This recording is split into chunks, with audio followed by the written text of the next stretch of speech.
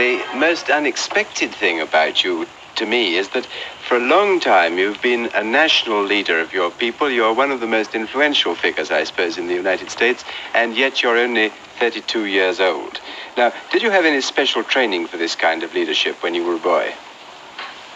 No, I really didn't. I had no idea that I would be catapulted into a position of leadership in the civil rights struggle in the United States.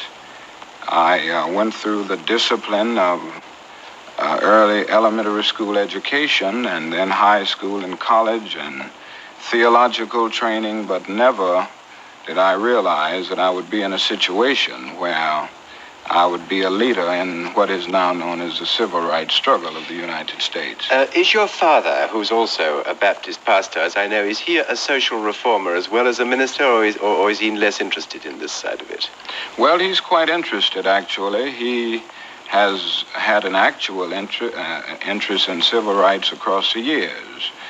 He is a pastor of a large church in Atlanta, Georgia. Incidentally, I'm co-pastor of the church. And he has had a strong interest in civil rights. He has been president of the National Association for the Advancement of Colored People in Atlanta. And he always stood out in social reform. Do you think he saw that you would be a leader? And do you think he did, in fact, bring you up in some special way to face these responsibilities? Well, I think he certainly realized the need for this. And after I decided to enter the ministry, he constantly stressed the need for leadership.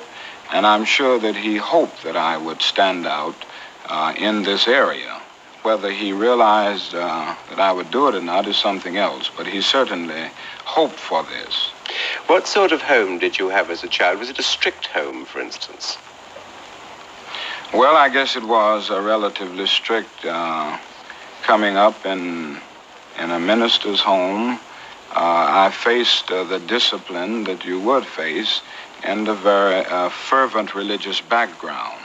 However, I don't think it was over strict to the point that I developed any personality conflicts as a result of my early childhood, but it was strict enough, and I think it was strict enough for me to develop certain disciplinary principles as I came up. Were you a quick starter at your lessons? Yes, I would say generally I was. Interestingly enough, I didn't start out with an interest to enter the ministry. At first, after finishing high school, I was interested in going into law and also medicine at one point. And all along, I received fairly good grades. But finally, I decided to enter the ministry and then went on to theological school. Well, now, when you were still a small boy, before those decisions came along, were you conscious of color discrimination in your own life? Yes, I became conscious of color discrimination at a relatively early age. I think the first time was when I was about 6 years old. I had some friends who lived, well, they didn't live in front of us, but their parents had a store, 2 white boys, and they were my inseparable playmates for the early years of my life. And I remember when I was about 6, something started happening. When I went over to play with them, they always made excuses. They could not play. They were busy. And finally, I went to my mother with this problem, and she tried to explain to me in the best way she could explain to a child 6 years old. And this was really the first time that I became aware of the racial differences, or really the racial problem. She made it clear to me that this system had a long history, dating back to the time of slavery. She tried to explain the meaning of the system of segregation. But the thing I would always remember is that in the midst of her explanation, she always said to me, you must never feel that you are less than anybody else. You must always feel that you are somebody and you must feel that you are as good as anybody else. And of course, this came up with me in spite of the fact that I still confronted the system of segregation every day. Was that a violent conflict in your life? If you really believed your mother, and yet the system around you suggested that this wasn't true, it must have set up some sort of strain. Yes, I think so. As I look back over those early days, I did have something of an inattention. On the one hand, my mother taught me that I should feel a sense of somebodyness. On the other hand, I had to go out and face a system which stared me in the face every day saying, you are less than, you are not equal to. So this was a real tension within. Now, out of your own personal experience, the only example you've given me so far is one family where the mother didn't too much care to have you play with her children. What were you really prevented from doing as a child that a white child might have done? Well, in my days in Atlanta as a child, there was a pretty strict system of segregation. For instance, I could not use the swimming pool, so that for a long, long time I could not go in swimming until the YMCA was built, a Negro YMCA, and they had a swimming pool there. But certainly a Negro child in Atlanta could not go to any public park. I could not go to the so-called white schools. There were separate schools. And I attended a high school in Atlanta, which was the only high school for Negroes in the city. And this was a real problem because in Atlanta there are more than 200,000 Negroes. In many of the stores downtown, to take another example, I could not go to a lunch counter to buy a hamburger, a cup of coffee, or something like that. I could not attend any of the theaters. Only there were one or two Negro theaters. They were very small, but they did not get the main pictures. If they got them, they were 2 years late or 3 years late. So that by and large, there was a very strict system of segregation, and there was nothing called racial integration at that time in Atlanta. Now, that's a description of the system. Was anybody actually cruel to you or violent to you because you were colored? Yes, we did confront some of those problems. I remember as a child seeing problems of police brutality, and this was mainly aimed at Negro children and Negro adults. I can remember also the organization that is known as the Ku Klux Klan. This is an organization that stands on white supremacy, and an organization that in those days even used violent methods to preserve segregation and to keep the Negro in his place, so to speak. Now, I can remember seeing the Klan actually beat Negroes on some of the streets in Atlanta. But nobody ever beat you personally? No, I did have one experience, which was a relatively minor experience, but it still lived with me a good deal. When I was about 8 years old, I was in one of the downtown stores of Atlanta, and all of a sudden someone slapped me, and the only thing I heard was somebody saying, "You are that nigger that stepped on my foot." And it turned out to be a white lady. And of course, I didn't retaliate at any point. I finally went and told my mother what had happened, and she was very upset about it. But at that time, the lady who slapped me had gone, and my mother and I left the store almost immediately. Can you remember at this distance of time why you didn't respond in any violent way? Was it that you'd already thought of nonviolence, or was it that you just didn't dare as a Negro to take any strong action against a white? Well, I think probably it was a combination of two things. I hadn't thought of nonviolence at that early age as a system of thought, as a practical technique. I think a great part of it was that I just didn't think I wouldn't dare retaliate hit back when a white person was involved. And I think some of it was a part of my native structure, so to speak, and that is that I have never been one to hit back too much. Well, that's all, 20 years or so ago, I suppose. Yes. But how bad is the complaint today? After all, the United States has changed a lot. The Negro's rights are protected under the law. What exactly, how much has this system changed between then and now? Well, it has changed a good deal. It is far from what it ought to be, but I can see many, many changes that have taken place over the last few years. For instance, in the same Atlanta, Georgia, which is one of the largest cities in the South, there are some Negro students in formerly all-white schools.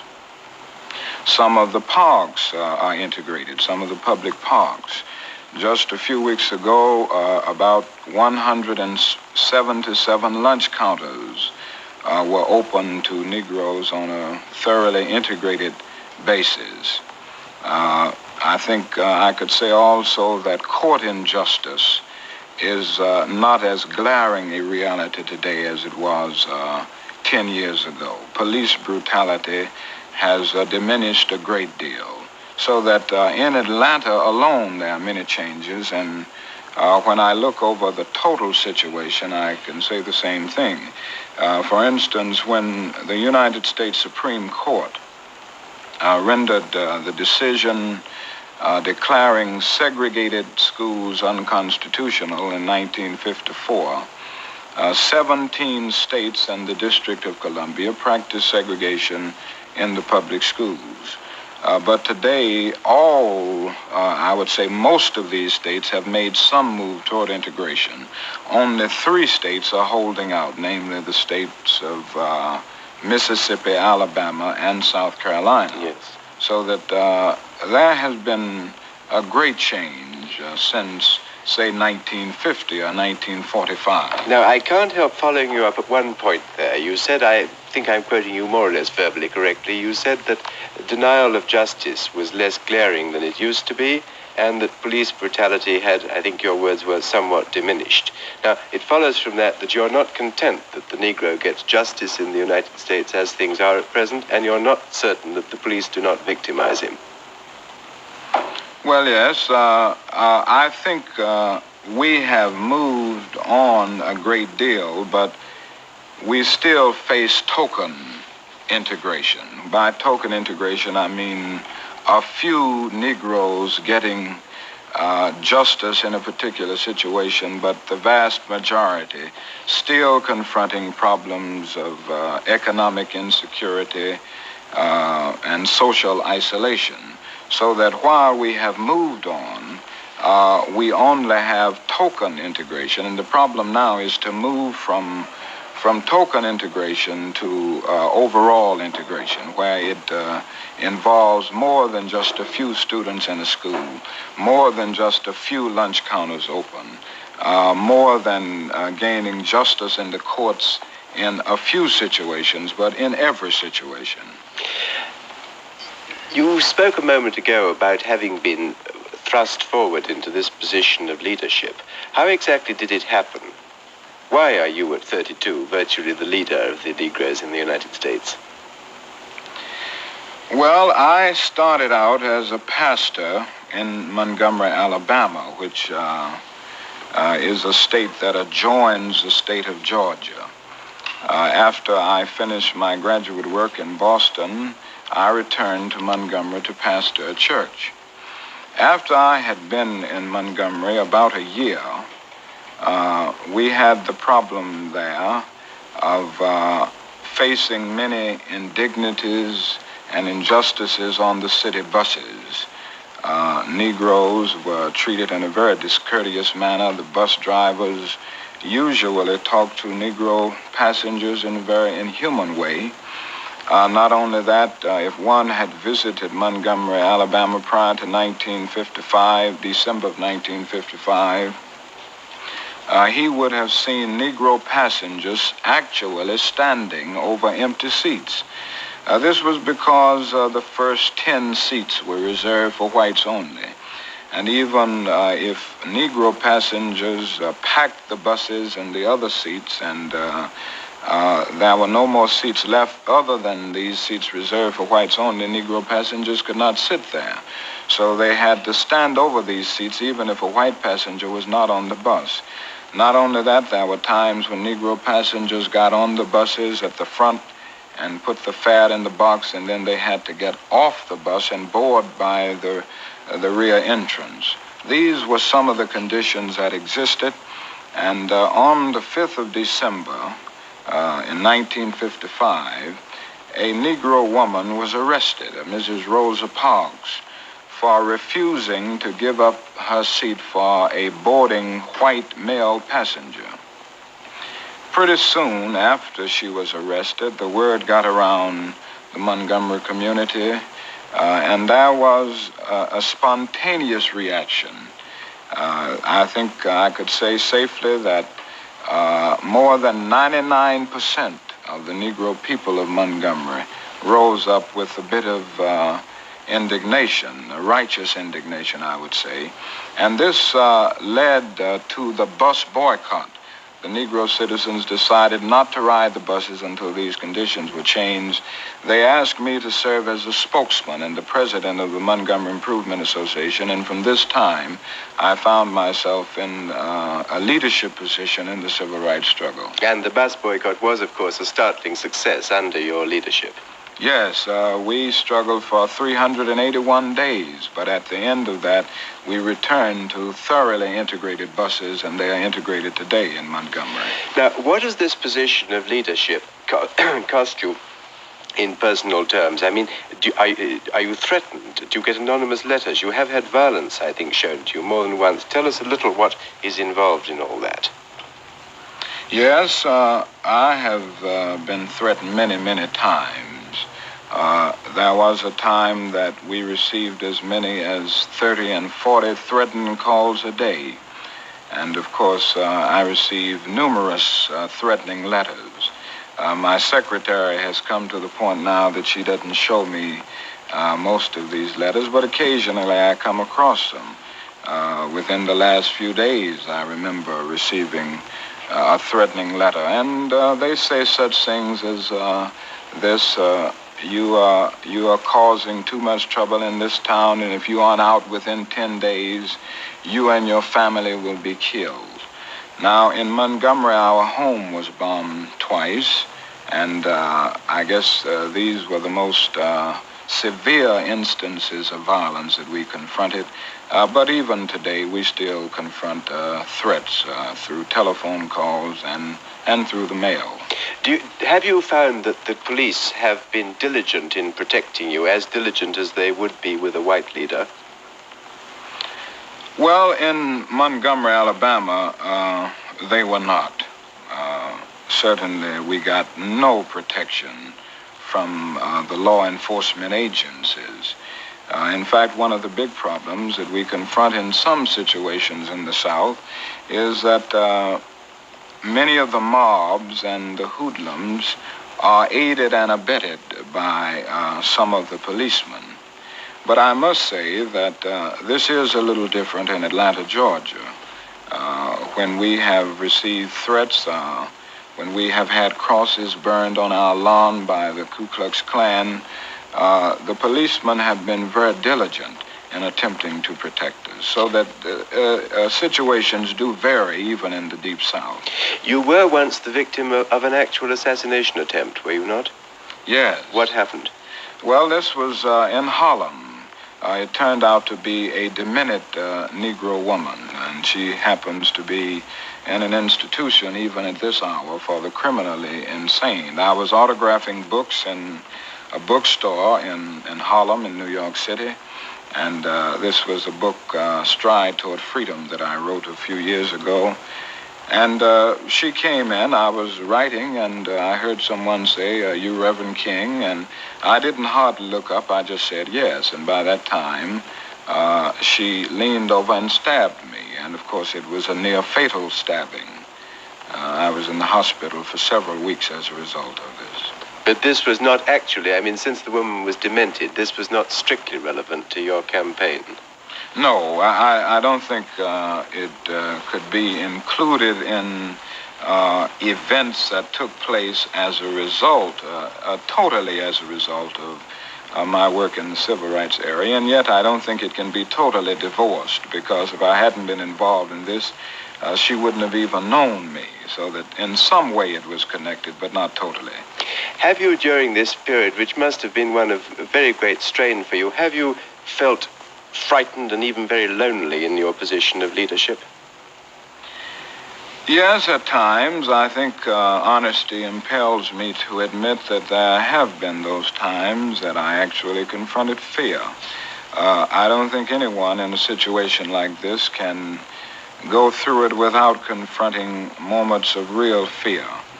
But I have always had something that gave me an inner sense of assurance and an inner sense of security in the final analysis. Even in the moments of loneliness, something ultimately came to remind me that in this struggle, because it is basically right, because it is a thrust forward to achieve something not just for Negro people, but something that will save the whole of mankind.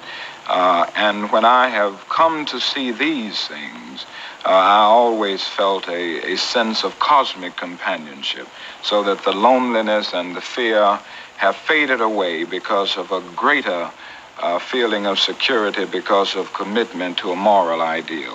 Does that carry you as far as feeling total confidence in yourself? For instance, for better or worse, you've become the symbol now of Negro emancipation in the southern states. Now, are you an adequate symbol? Do you feel that you're adequate? Well, again, I must confess that there are those moments when I feel a sense of inadequacy as a symbol. It is never easy for one to accept the role of symbolism without going through constant moments of self-examination. And I must confess that there are moments when I begin to wonder whether I am adequate, or whether I'm able to face all of the challenges and even the responsibilities of this particular position. Have you always found that you've been able to keep your wife and children with you, or have you ever felt it necessary to send them away for safety? There have been times that I have had to send them away for safety, particularly when we were in the state of Alabama. But my wife happens to be one of those very strong persons, and one who is very concerned about this whole matter and very dedicated. And I can remember moments when I sent her away for safety. I would look up a few days later and she was back home because she wanted to be there. Dr. King, clearly you're making progress in this. Now, could you make more progress if your demonstrations were based on more direct action, on strikes, for instance, on a more direct economic threat, in the way that some of the African people struggling for independence have tried to shape their destinies?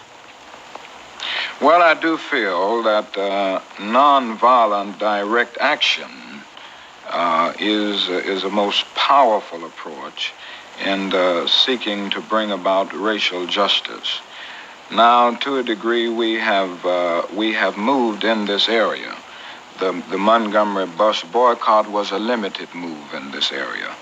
The sit-ins that have engulfed the whole South over the last few months would be another move in this direction. This is nonviolent direct action. Also, the freedom rides. I think all of these things are certainly serving to speed up the process. And I think the more we delve deeper into these particular areas, the more we will be able to bring about at least a speedier solution to the problem. Some of your critics do say that you lack fire. I've heard that said about you, that you're not really keen on challenging except on the margins of this problem. Now, I expect that's unfair, but I'd like to hear your answer to it. Well, I don't know if I lack fire. I do feel that at times I I am rather soft and maybe a little gentle, but on the other hand, I have strongly advocated direct action. I have made it clear that I believe this is one of the most potent weapons available to oppressed people in their struggle for freedom and human dignity. So that I don't consider this a marginal approach. I consider this as an approach going to the very depths.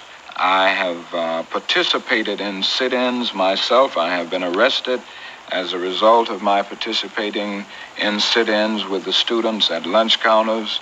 I served as one of the coordinators of the Freedom Rides, so that I don't think it is true to say that I am not in accord with these particular methods. I believe in them, and I have advocated them and participated in them. I understand exactly why you believe in nonviolence, but have you found it easy to persuade your followers that nonviolence is really the best method? I mean, there must be a great temptation to take a poke back at a white man who hits you. That is true, that it is difficult at times to convince people that this is the best way. And I guess it is difficult for all of us not to retaliate. But on the whole, I have been amazed at the tremendous response that we have gained when we have called for nonviolent action. I look back over Montgomery and think of the fact that for all of these days, 381 days, more than 99 9/10% of the Negro citizens participated in the boycott. They confronted harassing experiences. They confronted physical violence. And never did they retaliate with a single act of physical violence. And the same is true of the student sit-in movement, which included thousands of students. Not a single, I would say very few, retaliated with physical violence. So that even though it is difficult, I think we have been able to get this method over in a most significant way. Dr. King, apart from the business of discrimination, are you a radical in other causes? Do you follow the other great radical political causes in the world or not? Well, I'm not sure what cause you are you concerned, for instance, with let's say, the abolishing of nuclear weapons? Oh, yes. I have worked very closely with this particular approach. I have worked with an organization for sane nuclear policy in the United States, and I am a strong believer in disarmament and suspension of nuclear tests, and some methods being used to arouse the conscience of mankind on this most important issue. As I've said so often, I don't think the choice is any longer between violence and nonviolence in a day when guided ballistic missiles are carving highways of death through the stratosphere. I think now it is a choice between nonviolence and non-existence, so that I have strongly endorsed organizations that are fighting or struggling in a creative, nonviolent way to arouse the conscience of mankind on this issue. Well, now let me put to you a last question. You could live and work in many parts of the world where you'd be discriminated against much less than you are in the United States. You are, I suspect, a patriotic American citizen, and you probably don't propose to live anywhere but the United States. Now, will you tell me why? When the students sit down at lunch counters and I have decided to join with them, I felt that we were in reality standing up for the best in the American dream, and certainly the best in the dream of all mankind for peace and brotherhood. So I live there with the feeling that we are moving in the right direction, and with the feeling that this problem can be solved in the United States if enough people give themselves to it, if they devote their lives to breaking down all of the barriers that separate men from men on the basis of race or color.